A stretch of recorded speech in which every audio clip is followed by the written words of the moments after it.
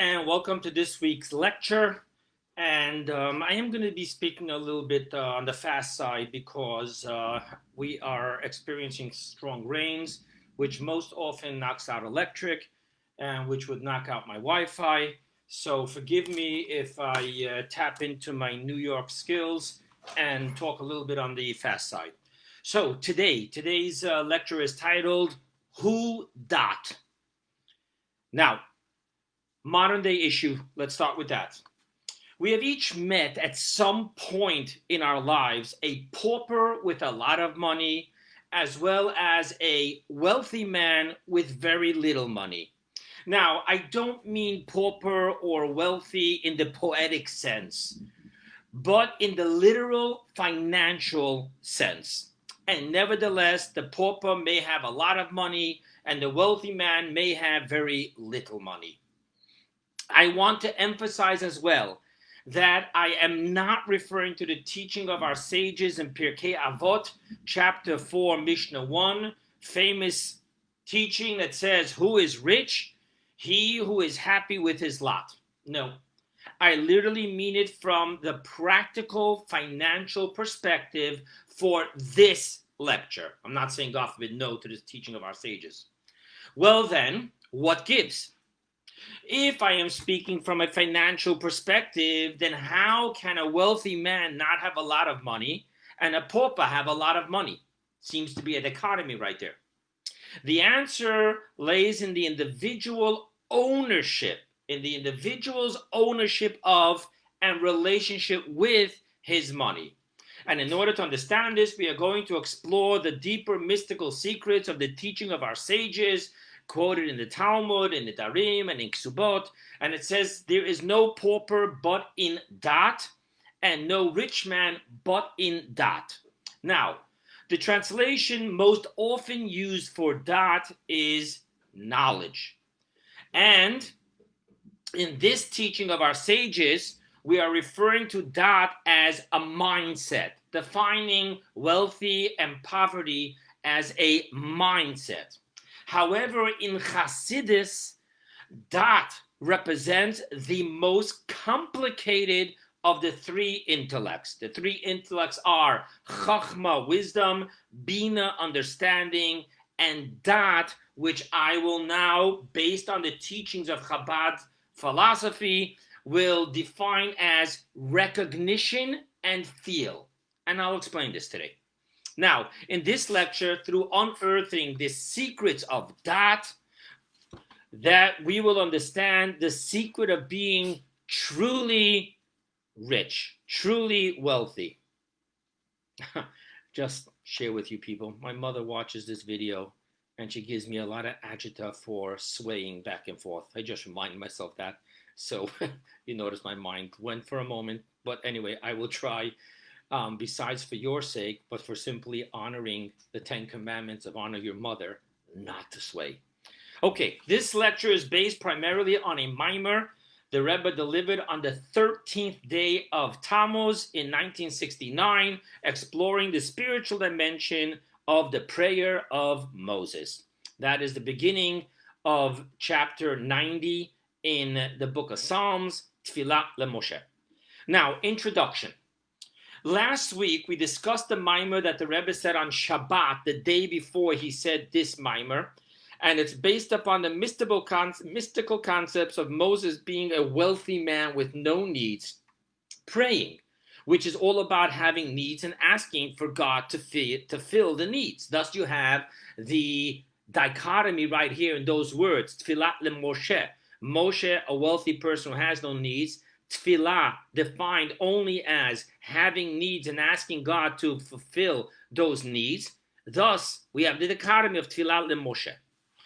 Okay, so with that being said, the Rebbe then, the next day, went and by another Farbrengen and delivered another mimer in which he built upon the concepts that he already built in the mimer the day previous on Shabbat, which was last week's lecture. So for that reason, I am just going to recap from last week's lecture what is necessary to know for this week's lecture, and we're going to make it sweet and short. Number one, we discussed from the laws of charity that there are three financial categories according to the Torah. Number one who doesn't have his simple needs to live. He has needs, simple needs.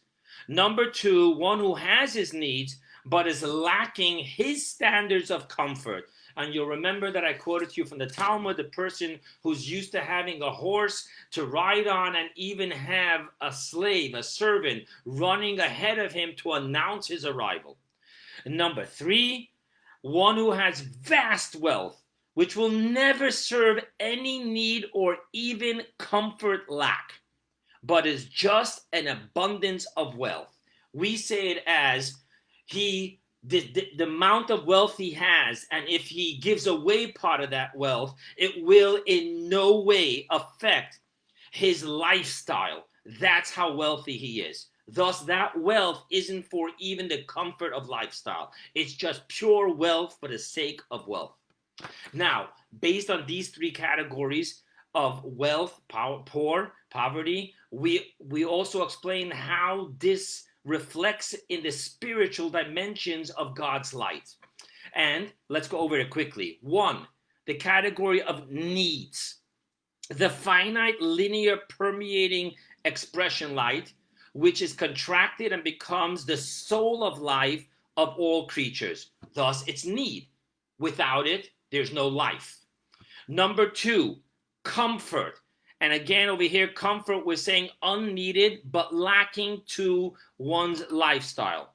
That refers to the infinite circular expression light, which was touched by the tzimtzum contraction, but just touched, to just elusively encompass all creatures, giving them the comfort of rest, peace, and tranquility. Now, by the word elusively encompass, I just want to share that means it will never truly permeate, be digested, and internalized by creation. It's rather an elusive, all-encompassing experience like the Shabbat's effect on us that just gives us a sense of peace, rest, and inner congruency. And then there is the third level, which is being that Moses, the essence light, wealthy, the essence light untouched by contraction and thus unrelated at all to creation. Now, that's the second thing we learned. Three categories of wealth and poverty, three categories how this expresses itself in the infinite light of God, which sustains the world. And now the third thing that we learned in last week's lecture is that being that Moses was the faithful shepherd, therefore, regardless of his own wealth, with no needs of his own, nevertheless, his flock's needs become his needs. And thus, Moses, the wealthy man, can truly experience prayer for needs of his flock, which as their shepherd becomes his own needs. That was the recap on last week's lecture that is necessary for this week's lecture. Now, with that being said, I want to go into another introduction, redefining the category of needs. Now, in understanding the first two categories of need, which is the permeating light, and of lacking, comfort lacking, which is the circular light, let us introduce the mystical teaching upon the verse in Psalms which says, "For a sun and a shield is the Havaya Elohim." Let me just quickly, since I'm going to be using these names, let me quickly just define it for us. Havaya refers to the ineffable tetragrammaton, which is the famous name of God, which we do not know how to pronounce, and today we pronounce it as Adonay.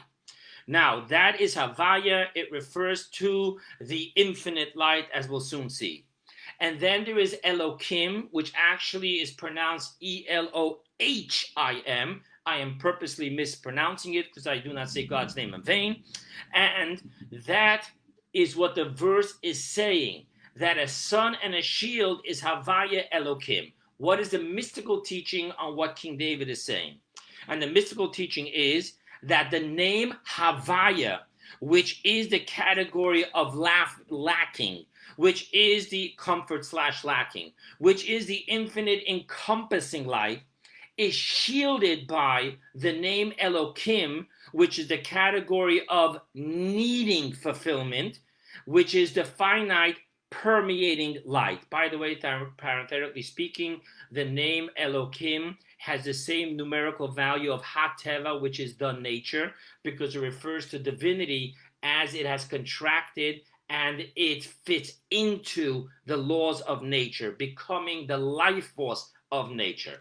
Now let's look at what the mystical part of this verse is. That means that what? Simply speaking, what's the verse saying? The verse is saying that creation, if it would have been directly from the infinite Havaya, we would have had an infinite creation with infinite creatures, with each creature being infinite. And that's not what God wants. God wanted a finite creation with finite creatures in which each creature is finite. And thus, God placed the Elohim dimension as a shield on the Havaya dimension of the light. And thus, what shines forth from the Havaya through the Elohim is only a finite ray. And thus, creation is now in a finite sense, with finite creatures, with each creature being finite. What do we learn out of this mystical teaching for our exploration? And the answer is that we've learned out two amazing concepts in the definition of the need category. So remember, there's the need category, there is the comfort lacking category, and there's the wealthy category. Now, Havaya is the infinite encompassing light, which is the comfort of lacking, from the lacking. That means there is no lacking. It's not a need. It's just a lacking of my usual standards of lifestyle, but it's by no means a necessity. Then Elohim is the needs. It's simple needs. It is the soul of life. Without it, we don't have light. The simple vivifying and sustenance. Now, what we just learned is that in actuality, it's not Elohim that gives life, but rather Havaya shines in a contracted finite ray through Elohim to create, to vivify, and to sustain. Thus, what we're living from is a Havaya level, which is transmitting through the contraction of Elohim. Thus, we have here two very important teachings that we now understand. Number one, our needs are not being fulfilled just by Elohim, but rather by the ray of Havaya into Elohim, the infinite into the finite. And on top of that, we're learning that the infinite ray of Elohim, of Havaya, when it's shining through Elohim, is actually called Elohim and not Havaya. Let me make this clear and practical. So we now have three levels. Put away wealthy for a moment. We have three levels in poverty. We have needs, Elohim. We then have two levels in the infinite, comfort. And that is the layer of the infinite encompassing light in itself, which is Havaya. It's the comfort zone.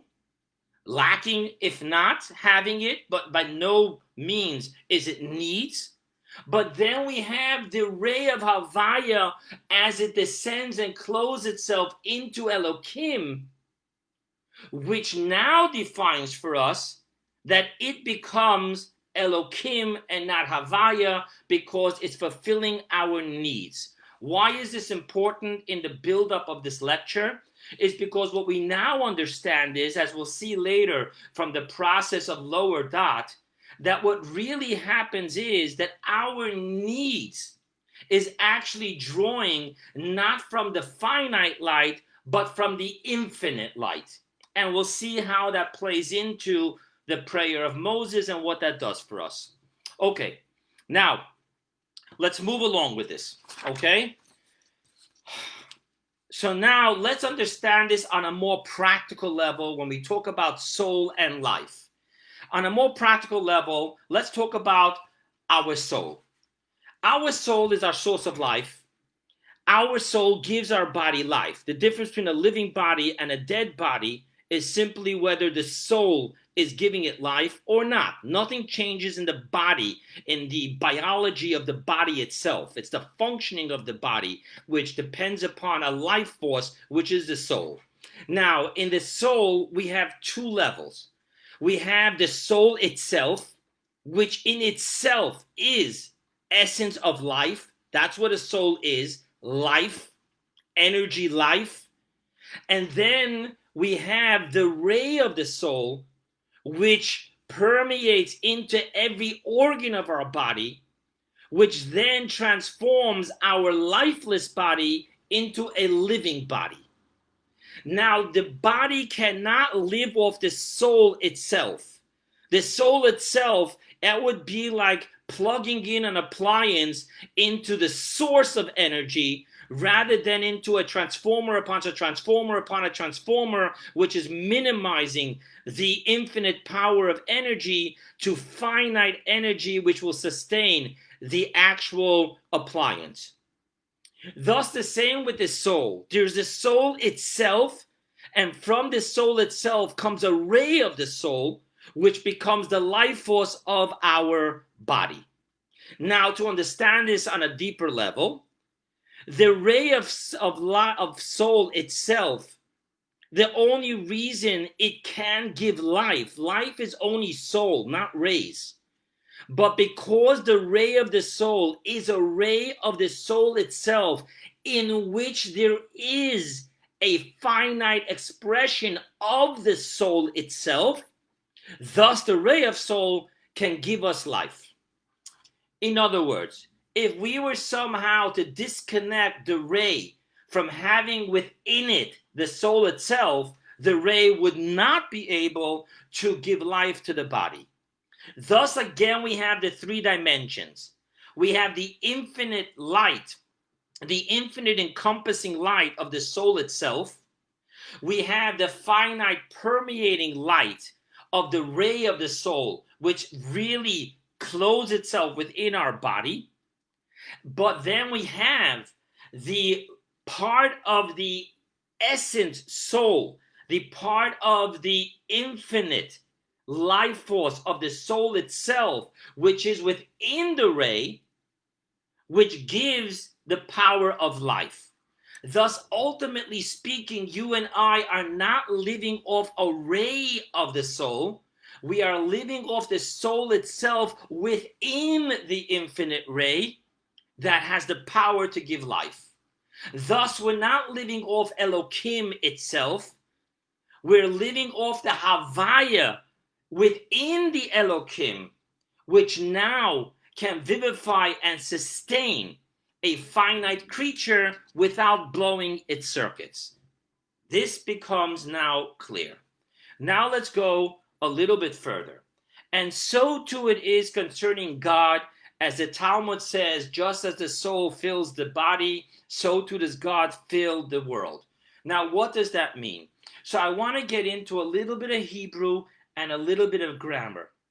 There are times in our prayers when we talk about God as Chei Olamim. Chei means life, Olamim of the world.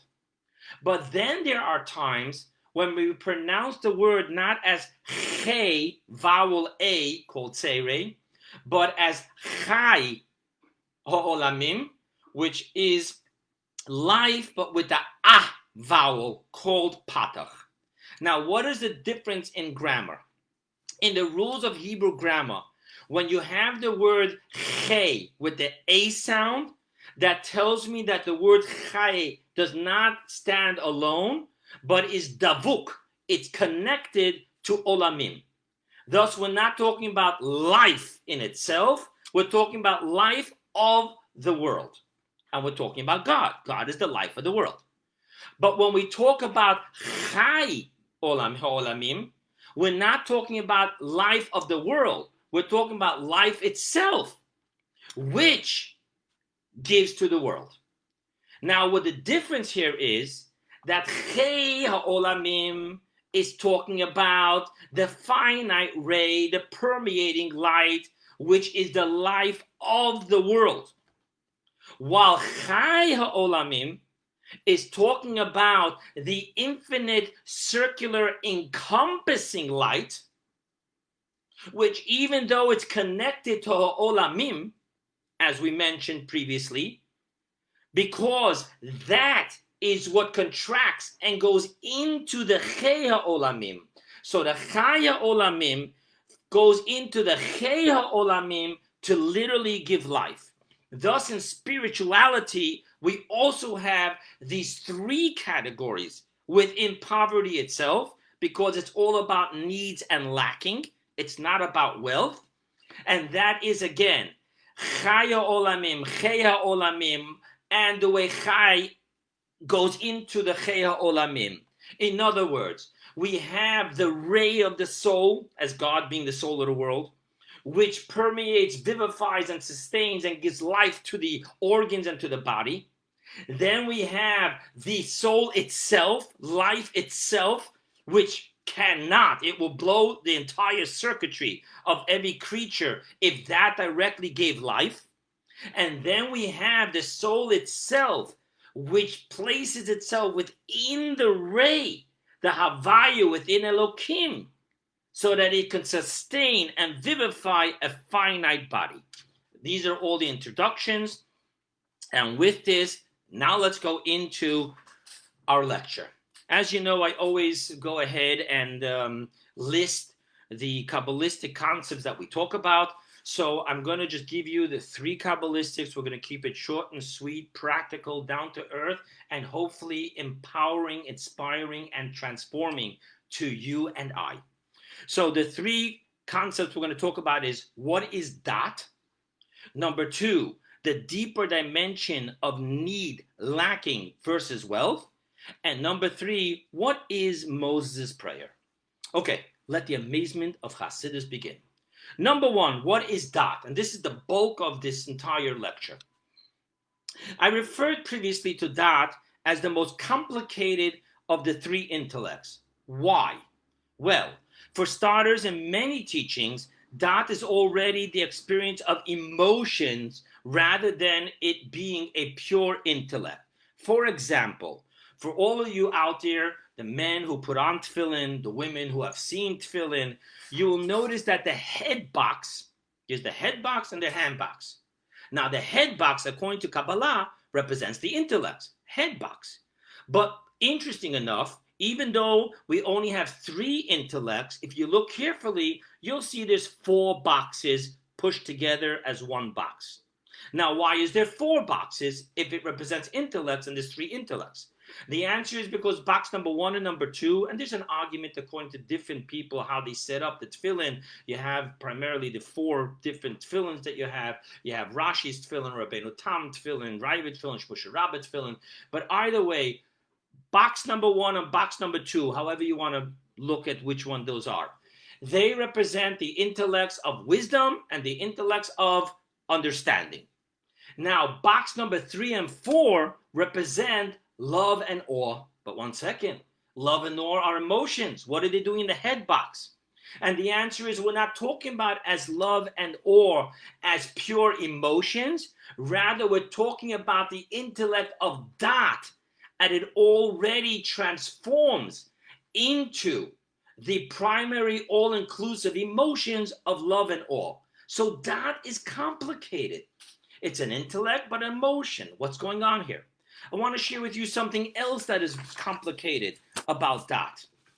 Dat in Kabbalah is not always counted as one of the 10 emotions. So in the 3 intellects, or what we call the 3 heads in Kabbalah, we talk about Chabad. Chabad, I'm not talking about as the group in the Hasidus. I'm talking about Chabad as an acronym. Chachma, Bina, Dat.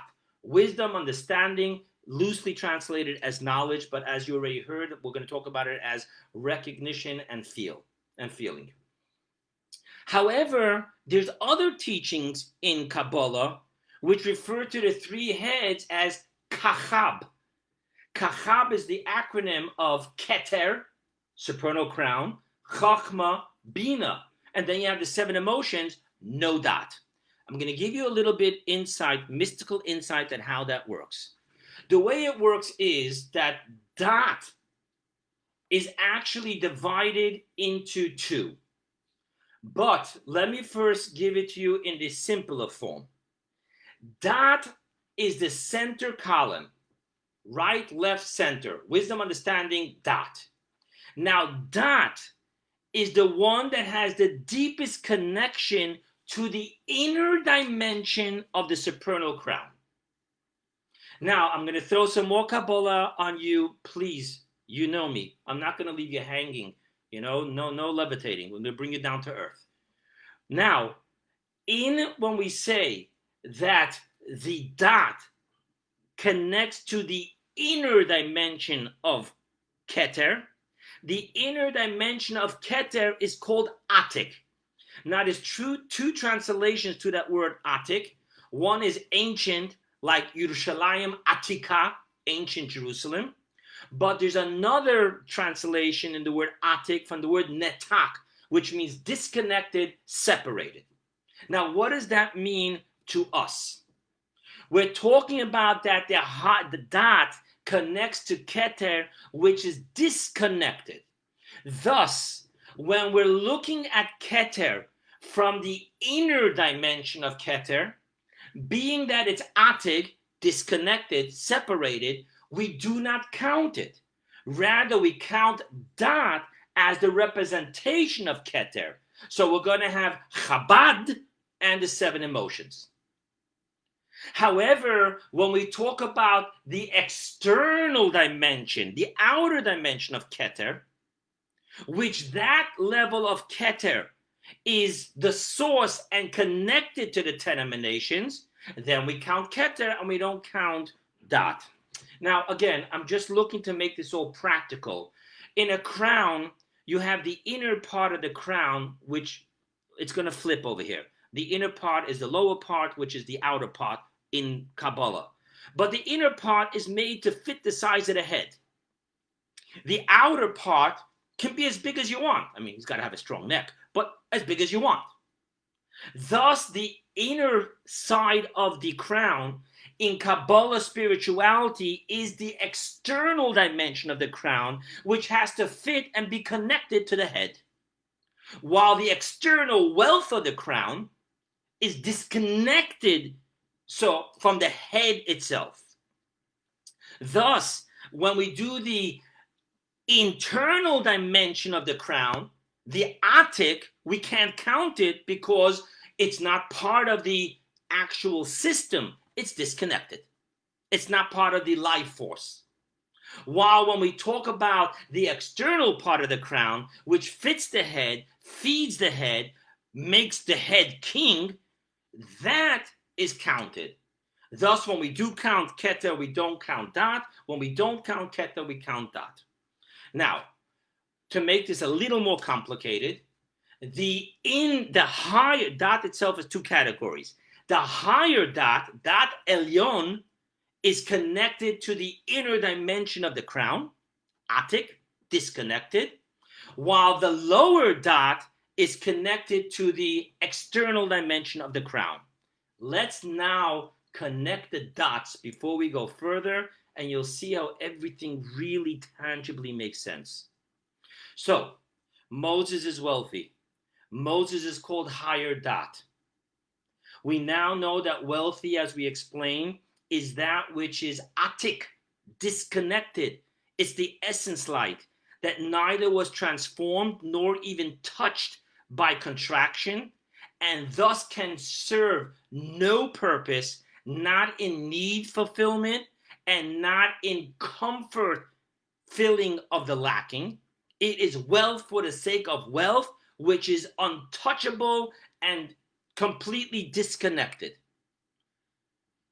Now, the lower level of dat tachton, connects to the external level of the crown, which is not wealth, which is not essence light, but rather it is encompassing infinite light, which we already just explained is connected and goes into the permeating, the impermeating light. The Havaya goes into the Elokim. The external level of the supernal crown goes into the emanations. The lower level of Dat is what brings the level of Havaya into Elokim to vivify the 10 emanations, which become the form and likeness of creation and the life force, the needs soul of creation. Thus, we now are having a better picture here. And what we learn from here, what we're going to go and then build upon in understanding Dat, is that Dat itself has this very rich levels. We spoke about the higher Dat being wealth. We spoke about the lower, it's what connects us with the essence light. Then we spoke about the lower Dat, which is the Havaya, which is the comfort of anything that's lacking, which is elusive, encompassing, but not digestible to fulfill needs. And then we have the 10 emanations, which are the actual fulfillments of needs to be alive and everything we need to physically, practically live. Now, let's go back to the question. So what is Dat? I understand that Dat is a very powerful connecting tool. Lower Dat connecting to the infinite light and higher Dat connecting to the essence light. But what is Dat? So, I want to make it clear now. Wisdom and understanding are the intellects that bring us concepts that are taught to us from the outside. We acquire wisdom and understanding from the outside through teachers who teach us orally, or by studying their written teachings, or by contemplating and extrapolating that which is around us, viewing and really absorbing what is nature, what is science, seeing how things work, how they interact, cause and effect. All of that comes from the outside to the inside. On the other hand, Dat is not about bringing anything from the outside into the inside.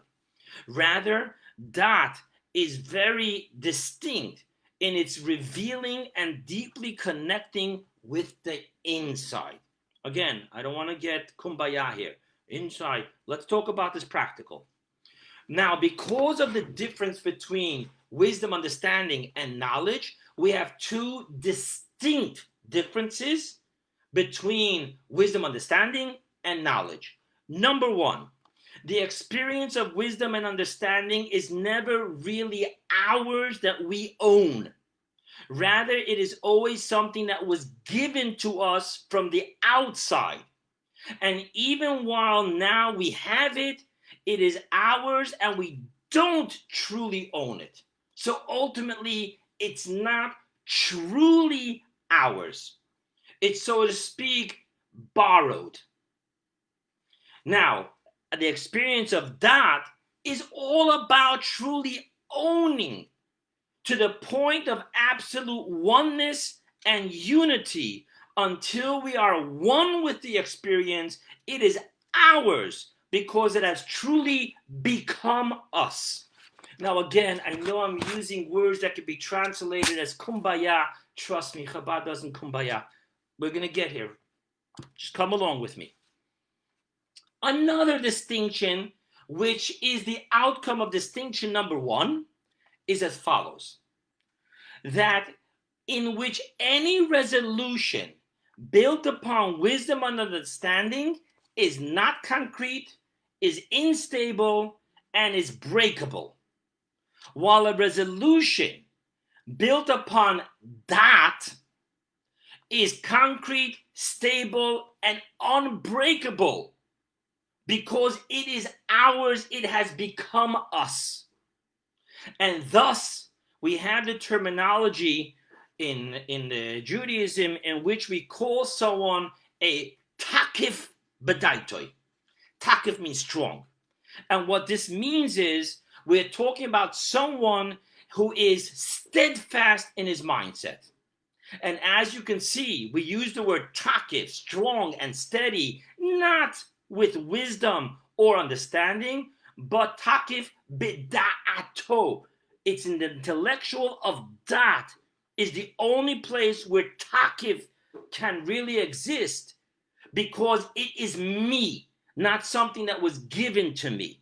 It comes from the inside out, and thus the resolution and commitment to this is absolute.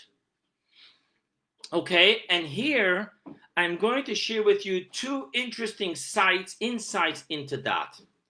One, I've already shared this in a previous lecture, but here I want to get a little bit more tangible, practical. We really need to leave this lecture understanding the secret of dat, which is the secret of becoming wealthy.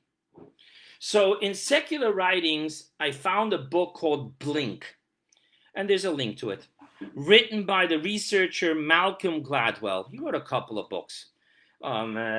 Maybe you've heard of some, The Tipping Point, David and Goliath, Outliers.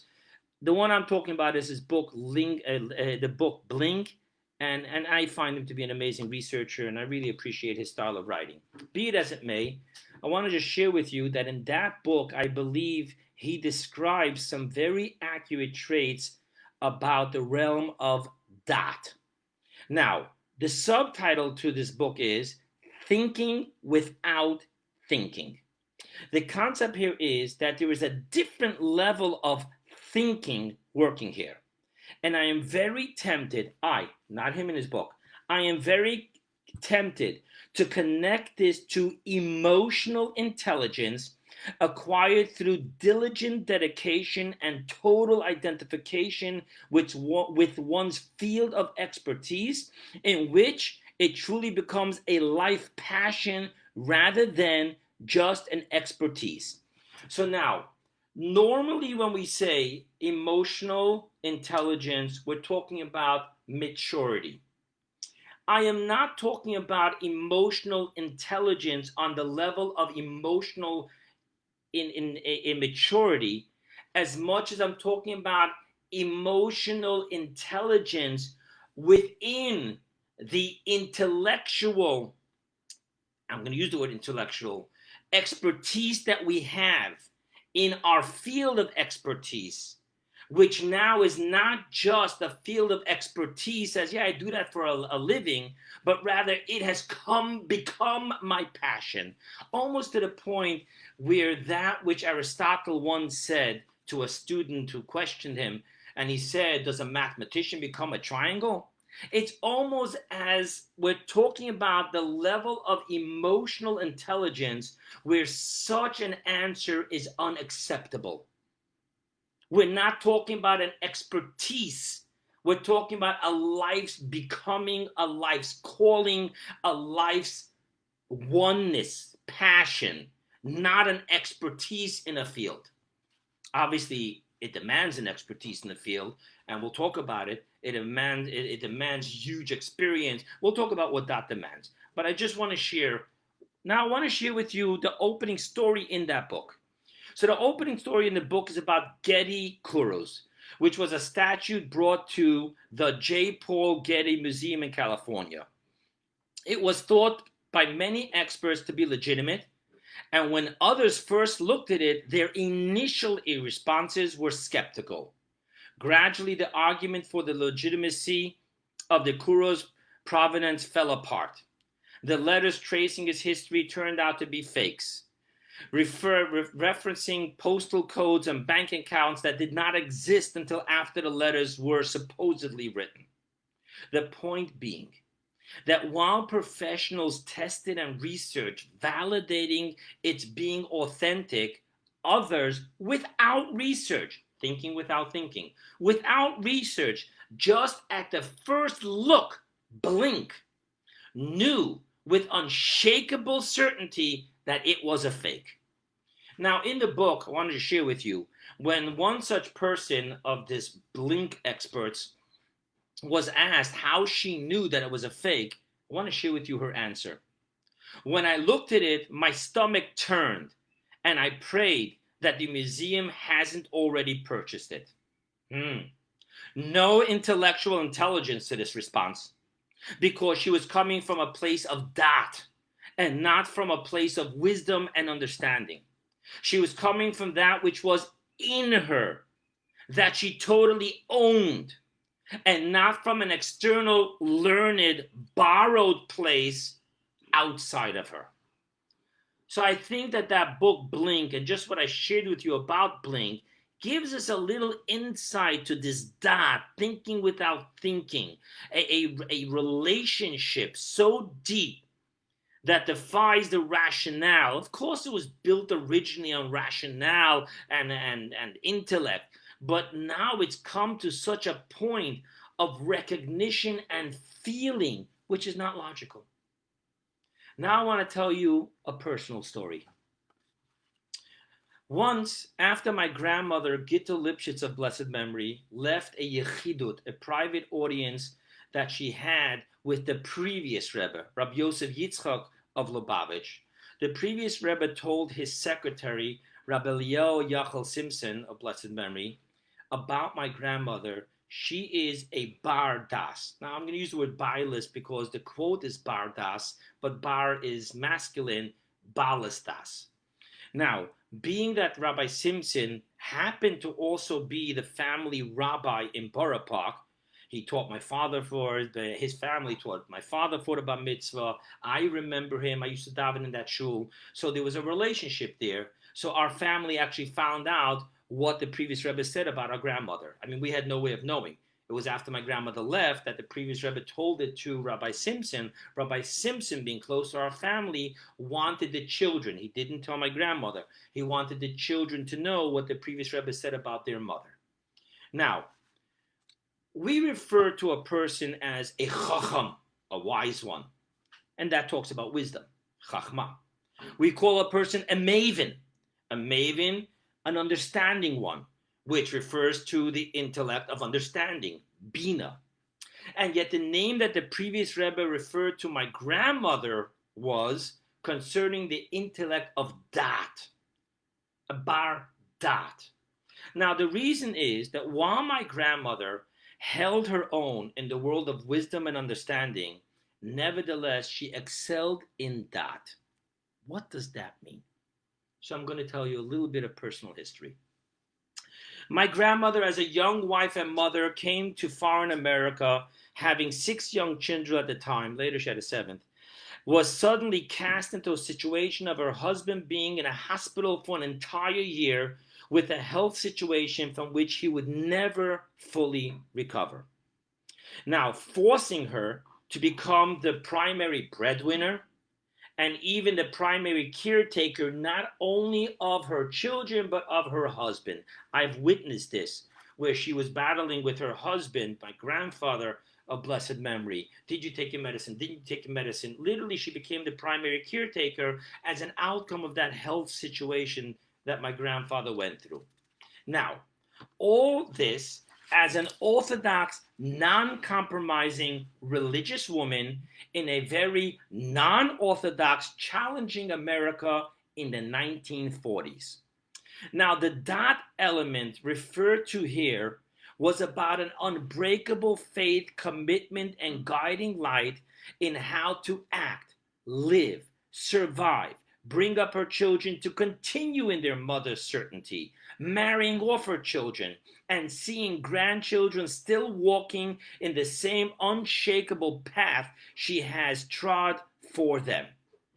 That demands that. Let's see.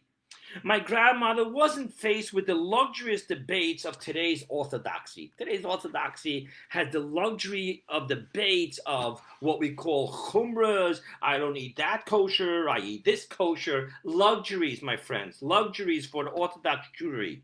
But rather, she was faced with life decisions in which mistakes, uncertainty, and any swaying of commitment was to bring either certain physical poverty, she was the primary breadwinner, or spiritual poverty, if she compromised her Shabbat or kosher or anything, upon her family.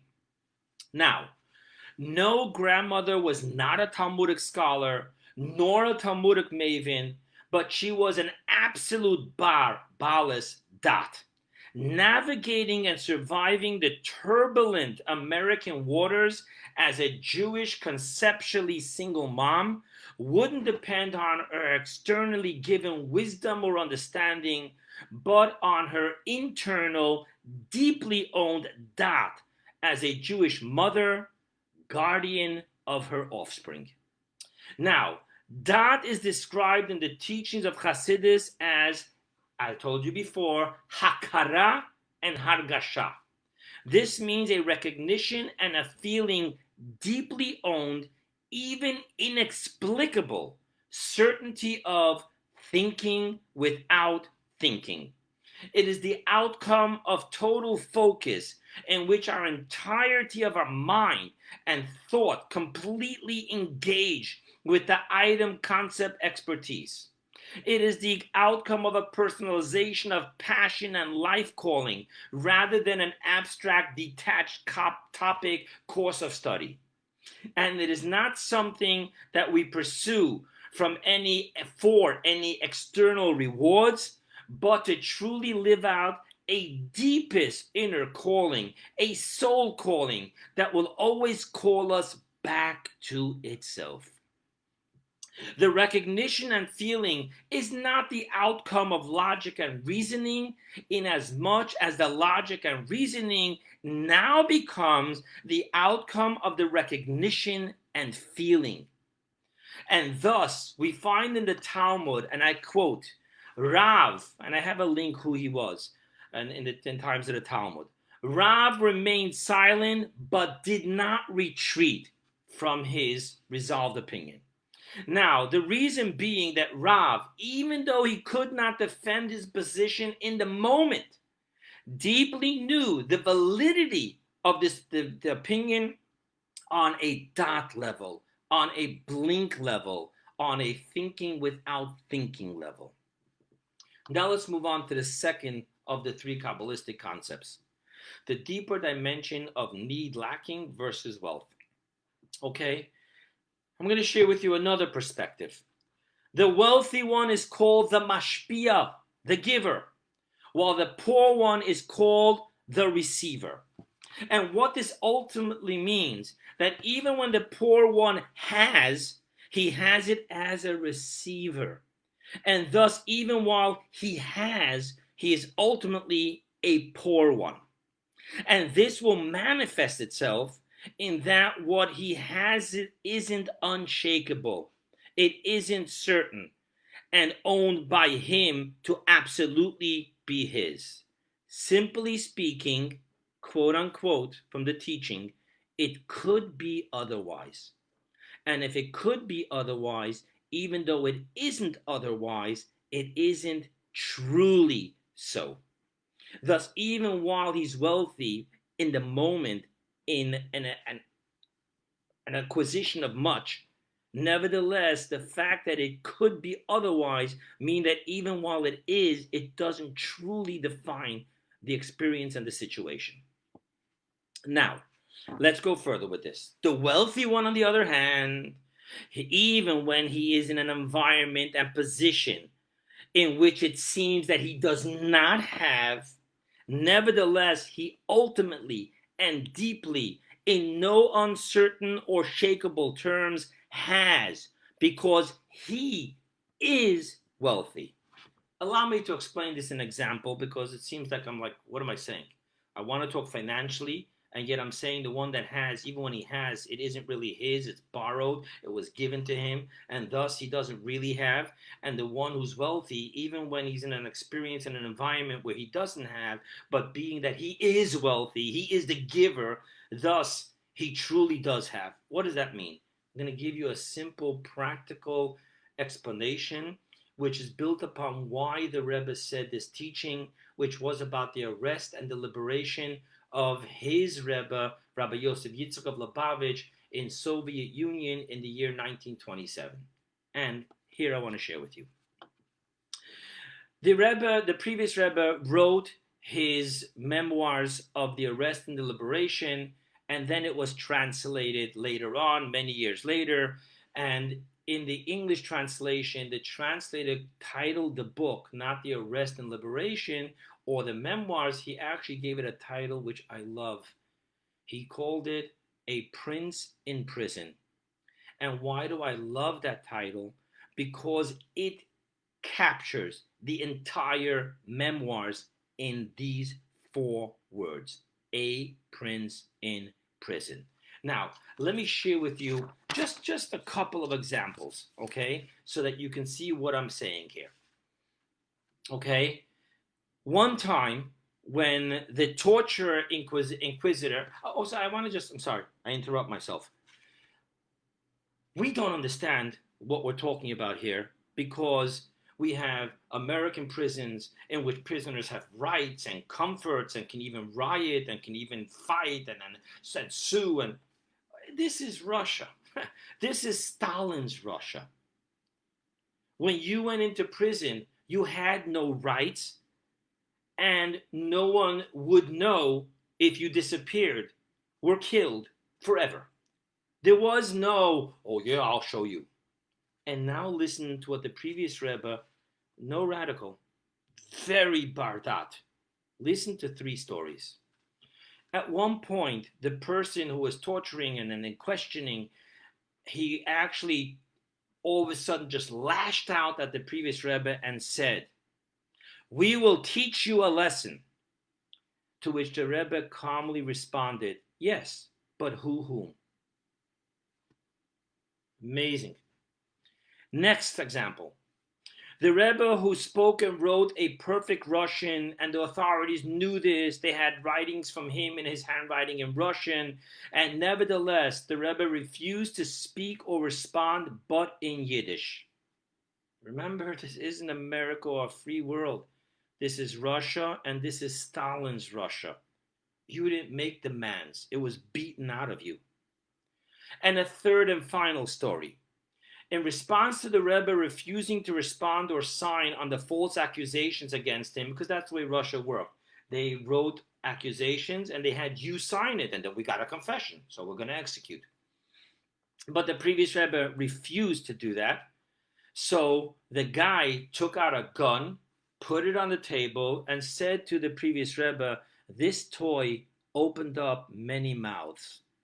And the previous Rebbe, again in the calmest disposition, says to him, "That toy works on people who have 2 gods and 1 world, not on people who have 1 God and 2 worlds." Now, I'm telling you these 3 stories because what they're showing us is that even though the previous Rebbe was in prison, that was serious, and in what would be the furthest environment and experience of a prince, in which the Rebbe was physically beaten and tortured. And yet, just to these 3 stories, I read the entire memoirs, trust me, there's many more this came from. But just from these 3 stories, one can see who was the prince and the wealthy one on the deepest level of self, versus the Russians who worked and could have any moment been found guilty of not doing a good job and killed.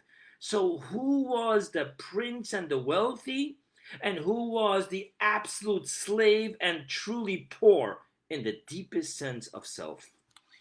Now, this is the power of dat, in which your wealth is not just what you have, but who you are, even in a moment when it seems that you do not have. For dat defines the innermost essence of who you are. And with this, let us now understand the third and final concept. What was the prayer of wealthy Moses as a faithful shepherd for the need of his flock? Needs that as a true shepherd became his own needs. Now, what we understand is that being that Moses was true wealth, of higher dot, in which he didn't just have wealth, but was wealth from the inside out, regardless of the environment and situation. Thus, even as Moses allowed for the flock's needs to become his own needs, he was but a prince in prison, a wealthy man from the deepest level of self, clothing himself truthfully in the needs of his flock. But nevertheless, even though the needs of his flock was prison, he was, is, and always would be, from the inside out, a wealthy person. Now, which leads to our final understanding. Moses' prayer was a wealthy man's prayer. Now, why are we calling it a wealthy man's prayer if the point here is that as a shepherd of a flock, his flock's needs became his needs, and yet we're calling him wealthy? Here's the insight. The insight is, and what this means is that when Moses prayed for the needs of his flock to be fulfilled, he empowered the flock to see and know that as children of God, with the essence light, within the essence of their soul, they were wealthy from the depth of self, regardless of being in an experience and environment of need in the present moment. And now, in closing, becoming wealthy. In closing, becoming wealthy isn't built upon borrowed acquisitions from the outside, which even when are ours, are not owned by us to truly be ours. This acquisition of wealth leaves us with a bunch of toys, which are not ours and not who we truly are. And thus we are always in pauper mentality over them. I'm going to reread that. And thus we are always in pauper mentality over all the wealth of toys that we have. Becoming wealthy is a dot transformation in truly owning who we are, regardless of our external environment or experience, from which we then transform our very environment and experience to truly reflect and become part and parcel with who we are. Truly wealthy children of God and flock of Moses. Thank you. Shabbat Shalom.